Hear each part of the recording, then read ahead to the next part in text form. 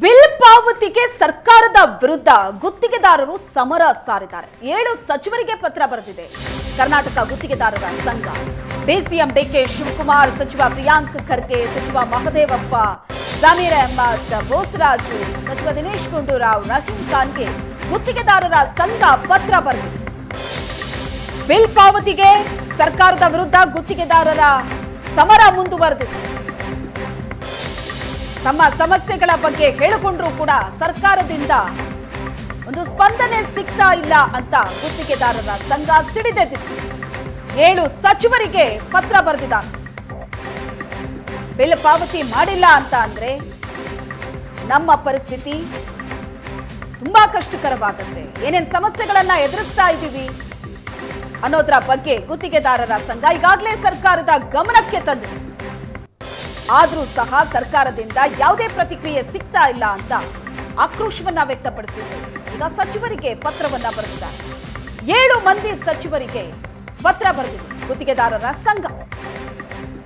ಹಣ ಪಾವತಿ ವಿಚಾರದಲ್ಲಿ ಸರ್ಕಾರ ಹಿಂದೇಟಾಗ್ತಾ ಇದೆ, ಮೀನಾಮೇಷ ಎಣಿಸ್ತಾ ಇದೆ, ನಿರ್ಲಕ್ಷ್ಯ ಮಾಡ್ತಾ ಇದೆ ಅನ್ನೋದು ಗುತ್ತಿಗೆದಾರರ ಆರೋಪ. ಸಚಿವರ ವರ್ತನೆಗೆ ಗುತ್ತಿಗೆದಾರರ ಸಂಘ ಆಕ್ರೋಶ ವ್ಯಕ್ತಪಡಿಸಿದೆ. ಗುತ್ತಿಗೆದಾರರ ಸಮಸ್ಯೆ ಬಗ್ಗೆ ಸರ್ಕಾರದ ಗಮನಕ್ಕೆ ತರಲಾಗಿದೆ, ಆದ್ರೂ ಸಹ ಇಲ್ಲಿ ತನಕ ಯಾವುದೇ ಪ್ರತಿಕ್ರಿಯೆ ಕೊಟ್ಟಿಲ್ಲ ಸರ್ಕಾರದಿಂದ. ಸಭೆ ಕರೆದು ಅಧಿಕಾರಿಗಳ ಜೊತೆ ಚರ್ಚಿಸೋದಕ್ಕೆ ಅವಕಾಶ ಕೊಡಿ, ಅಧಿಕಾರಿಗಳನ್ನ ಕೇಳಿದ್ರೆ ಸಿಎಂ ಭೇಟಿ ಮಾಡಿ ಅಂತಾರೆ. ಹಣ ಪಾವತಿ ವಿಚಾರದಲ್ಲಿ ಗುತ್ತಿಗೆದಾರರಿಗೆ ಅನ್ಯಾಯ ಆಗ್ತಾ ಇದೆ.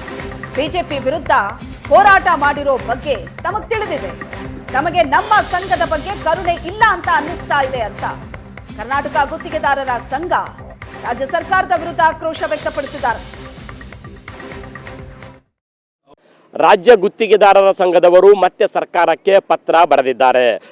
ರಾಜ್ಯದ ಪ್ರಭಾವಿ 6ಕ್ಕಿಂತ ಹೆಚ್ಚು ಸಚಿವರುಗಳಿಗೆ ಗುತ್ತಿಗೆದಾರರ ಸಂಘದವರು ಈ ಬಾರಿ ಪತ್ರ ಬರೆದಿದ್ದು, ಆ ಪತ್ರದ ಸಾರಾಂಶವಾದರೂ ಏನಿದೆ, ಆ ಪತ್ರದ ಹಿನ್ನೆಲೆ ಆದರೂ ಏನು ಅನ್ನುವಂಥದ್ರ ಬಗ್ಗೆ ರಾಜ್ಯ ಗುತ್ತಿಗೆದಾರರ ಸಂಘದ ರಾಜ್ಯಾಧ್ಯಕ್ಷರಾಗಿರುವಂತಹ ಜಗನ್ನಾಥ್ ಶೇಗ್ಜಿ ಅವರು ನಮ್ಮ ಜೊತೆ ಇದ್ದಾರೆ. ಏನು ಹೇಳ್ತಾರೆ ಕೇಳೋಣ ಬನ್ನಿ. ಅಧ್ಯಕ್ಷರೇ ನಮಸ್ಕಾರ. ಸರ್ಕಾರಕ್ಕೆ ಸಚಿವರುಗಳಿಗೆ ಮತ್ತೆ ತಮ್ಮಿಂದ ಪತ್ರ ಹೋಗಿದೆ, ಏನದರ ಸಾರಾಂಶ, ಏನು ಬೇಕು ಅಥವಾ ಯಾವ ಕಾರಣಕ್ಕಾಗಿ ಪತ್ರ ಬರೆದಿರೋಂಥದ್ದು? ಈಗ ಸುವರ್ಣ ನ್ಯೂಸ್ ಇದಕ್ಕೆ ಬಂದಿರಿ, ಭಾಳ ನಂಗೆ ಸಂತೋಷ. ಉದ್ದೇಶ ಒಂದೇ, ಇವತ್ತು ಪ್ರತಿಯೊಬ್ಬರು ಏನ್ರಿ ಆಫೀಸರ್ ಬಿಲ್ ಆಗಬೇಕಾಯ್ತು ಅಂತಕ್ಕಂತಂದ್ರೆ ನಾವು ಬಿಲ್ ಆಗಬೇಕು, ಏನ್ರಿ ಕೇಳಬೇಕು ಮತ್ತು ಏನ್ರಿ ಹೇಳಬೇಕು ಅಂತಕ್ಕಂತಂದ್ರೆ ಮೊದಲ ಆಫೀಸ್ದಾಗಿರೋರು ಅವರು PS ಗಳು ಮತ್ತು ಸೆಕ್ರೆಟ್ರಿ ಅವರು, ಚೀಫ್ ಇಂಜಿನಿಯರ್ ಅವ್ರಿಗೆ ಡೈರೆಕ್ಟ್ ಹೋಗಿ ಕೇಳಿದಾಗ ಸರ್ ನಮ್ಮ ಪೇಮೆಂಟ್ ಕೊಡ್ರಿ, ಸೀನಿಯರ್ಟಿ ಮೇಲೆ ಪೇಮೆಂಟ್ ಕೊಡ್ರಿ, ಭಾಳ ದಿನ ಆಯಿತು, ಎಷ್ಟು ಬರ್ತದೆ ಬಂದ್ರದಾಗಲೇ ಸೀನಿಯರ್ಟಿ ಪ್ರಕಾರ ಕೊಡ್ರಿ, ನಾವೇನು ಪುರ್ತ ಕೊಡ್ರಿ ಅಂತ ಎಂದು ಹೇಳಿ ಅವರು ಒಂದು ಕತೆ ಹೇಳ್ತಾರೆ ನಮಗೆ. ಏನಂತ ಹಿಂದಿನ ಸರ್ಕಾರ ಹಿಂಗೆ ಮಾಡಿದ್ರಿ ಹ್ಯಾಂಗೆ ಮಾಡಿದ್ರಿ ಅಂತೇಳಿ. ಹೌದು ಮಾಡಿರಬೇಕು, ಪಬ್ಲಿಕ್ ಒಂದು ಜರ ಪ್ರಾಬ್ಲಮ್ಮು ಅದ. ನಾವು ಫುಲ್ ಕೊಡ್ರಿ ಅಂತ ಎಲ್ಲಿ ಕೇಳಿಲ್ಲ. ಬಂದಿರೋದಾಗ ಆದರೆ ಏನೋ ಒಂದು 50% ಪೇಮೆಂಟ್ ಕೊಡ್ರಿ, ಬಂದಿರೋದಾಗ ಸೀನಿಯರ್ಟಿ ಪ್ರಕಾರ ಕೊಡ್ರಿ.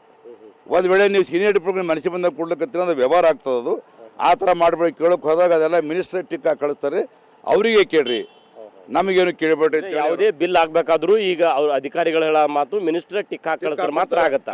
ಹಾಗಾದ್ರೆ ಮಿನಿಸ್ಟರ್ ಆದ್ರೂ ಪ್ರಾಮಾಣಿಕವಾಗಿ ಮಾಡ್ತಾ ಇದಾರ ಟಿಕ್ ಹಾಕೊಡಂತದ್ದು? ಯಾಕಂತ ಹೇಳಿದ್ರೆ ಯಾರ್ಯಾರು ಸೀನಿಯರಿಟಿ ಅದಾರ ಅದನ್ನ ಅಧಿಕಾರಿಗಳ ಬಳಿ ಲಿಸ್ಟ್ ಇರೋಂಥದ್ದು, ಮತ್ತೆ ಮಿನಿಸ್ಟರ್ ಹತ್ರ ಯಾಕೆ ಹೋಗ್ಬೇಕು? ಅದೇ ಅದು ಆಗಿಲ್ಲ, ಅದು ಸೀನಿಯರ್ ಪ್ರಕಾರ ಆಗಿಲ್ಲ ಅಂತೇಳಿ ನಾವೇನದ ಈಗ ಮಿನಿಸ್ಟರ್ ಲೆಟರ್ ಬರೆದಿದ್ದು. ಮಾಜಿ ಮುಖ್ಯಮಂತ್ರಿಗಳು HD ಕುಮಾರಸ್ವಾಮಿ ಅವರು.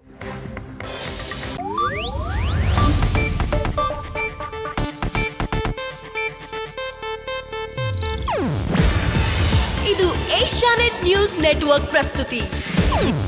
ನೀವು ನೋಡ್ತಿದ್ದೀರಾ ಏಷ್ಯಾನೆಟ್ ಸುವರ್ಣ ನ್ಯೂಸ್.